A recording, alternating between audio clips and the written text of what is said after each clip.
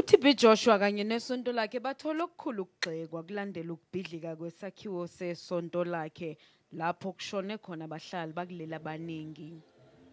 Kodwa namhlanje bekukudumisa kuphela. Ukuhlabelela kuqala ekseni, olayini bokungena bebade ngisho nasemini bekusenjalo. Omunye wakhona kuleli sonto utshele izindaba ze-E-News ukuthi ngamanye amasonto bathola abantu abacela ko-10,000.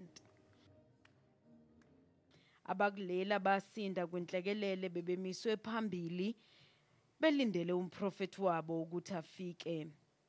Ugcine sefikile ephathele izikhonzi zakhe zakuleli umyalezo. For that, what they are coming here for should be taken to meet them in their country. Once in a month, I will be traveled to South Africa to meet people from South Africa and other nations who find South Africa easier to visit. In memory of people of Matthias of faith. Umfundisi lona uthe usezohambela kuleli kanye ngenyanga ukuze ahloniphe labo abaphangalala kanjalo nalabo abalimele. Lokhu kuthakaselwa abaningi esontweni.